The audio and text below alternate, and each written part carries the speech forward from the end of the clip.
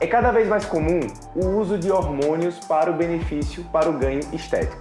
E também é cada vez mais comum os efeitos colaterais. Dentre eles, os efeitos na pele, queda de cabelo, acne. Então por isso que eu fiz o convite para o meu amigo Roberto, que é dermatologista, e no vídeo de hoje a gente vai abordar como que você faz o tratamento para essas alterações de pele. Se você tem interesse no tema, segue o vídeo.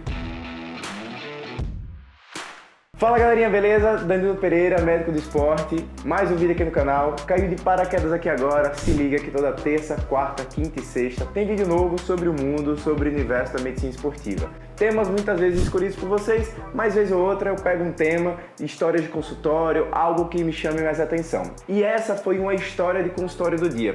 Foi uma paciente, Roberto, uma jovem de 28 anos que buscou um especialista da área em relação a ganho de performance. Ela queria ter uma hipertrofia e foi prescrito oxandrolona para ela. Após esses 5 meses do uso da oxandrolona, ela teve queixa de queda de cabelo, desenvolveu acne, então o contexto estético dela ficou inibido, né? Ficou alterado, e aí, por exemplo, a paciente ela começa a ter vergonha, receio de usar roupas que acabam expondo as regiões. Mas antes, um parênteses aqui, se apresenta para o pessoal e vamos debater sobre esse tema, quais os efeitos colaterais e como que a gente consegue inibir, prevenir eles. Oi gente, me chamo Roberto Fernandes, sou médico dermatologista, formado pela Universidade Federal de Sergipe, e esse assunto é muito importante, muito pertinente. A acne, a calvície são doenças efeitos colaterais comuns causados pelos esteroides. Então, e isso, infelizmente, é muito comum na consulta clínica, né? Quando observamos os pacientes fazendo terapia de reposição hormonal ou fazendo de forma indevida esses anabolizantes. Eu julgo como pertinente, Roberto, porque o uso do hormônio, ele virou um problema de saúde pública, né? A gente vai falar hoje especificamente sobre os efeitos na pele, mas a gente pode avaliar também a parte de saúde mental, risco cardiovascular. Então, assim, os efeitos colaterais, eles superam e muito os supostos benefícios. Tudo na medicina, a gente joga uma balança. Risco-benefício.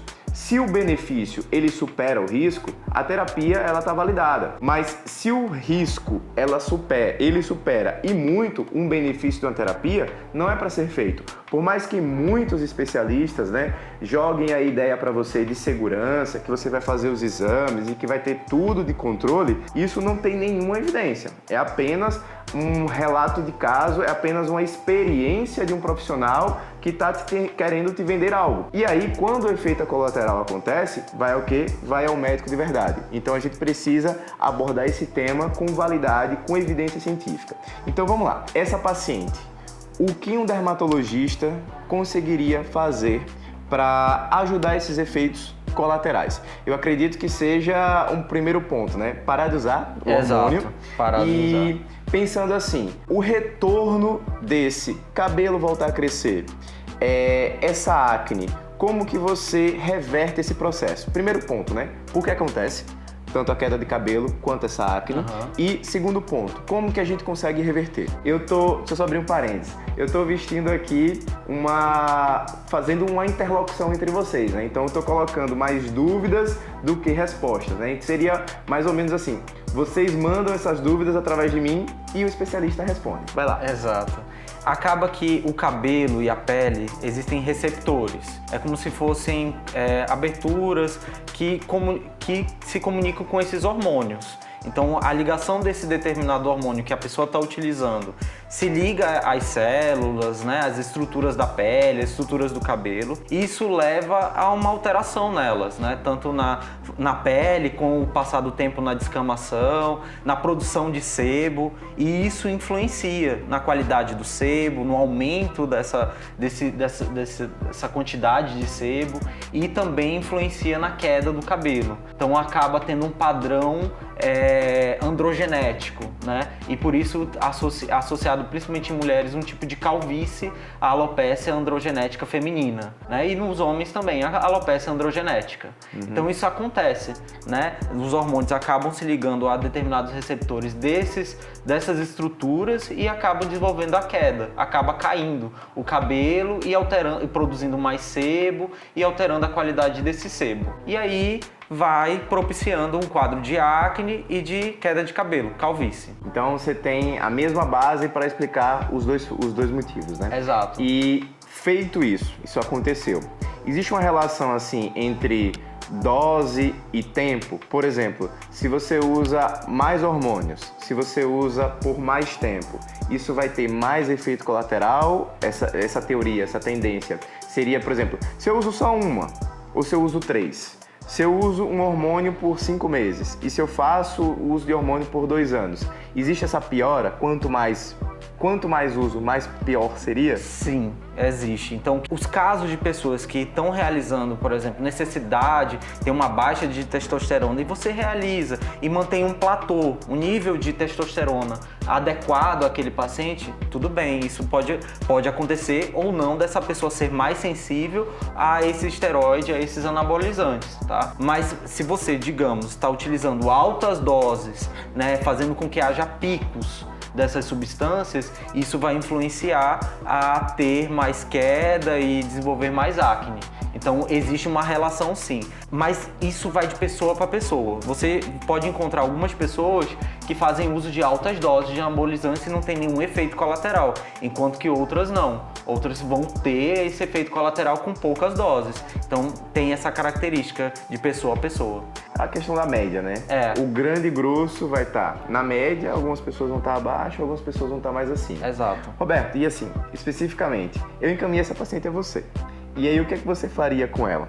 Ela tem essa queixa, fez o ciclo da oxandrolona por 5 meses, queixa de queda capilar e acne. Quais as terapias? O que é que tem de tratamento para tentar reverter esse processo? Ou simplesmente seria esperar o tempo chegar, o tempo passar e tentar que o corpo se adapte e voltar àquela homeostase de antes? Então, o primeiro passo, que antes de tudo, é você fazer a descontinuação da droga ou diminuindo cada vez mais até parar. Caso seja uma opção, uma decisão do paciente, porque isso é compartilhado. Eu chego com ele e converso.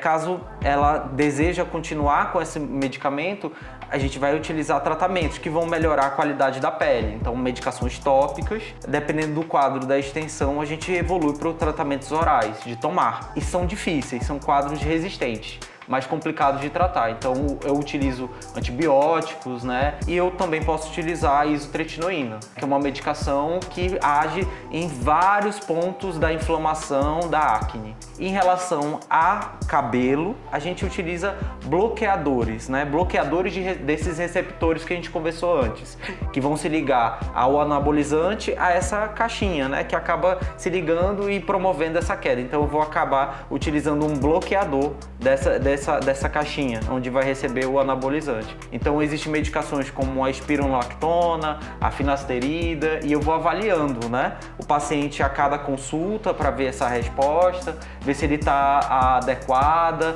mas de antemão a gente observa que são quadros mais resistentes e de difícil tratamento. O ponto-chave é retirar o hormônio. Retirar. E aí fazer esse controle de danos. Essa relação receptor, né? Eu gosto sempre de fazer analogias, né? Nosso corpo é uma casa e nessa casa você tem a porta. E aí você tem a chave e a fechadura, né?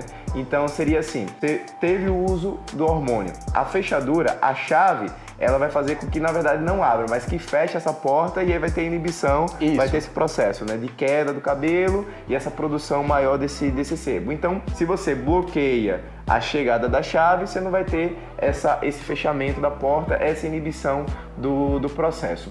E, assim, para a gente tentar ser um pouco objetivo em relação ao tempo de tratamento. Existe algum tempo médio?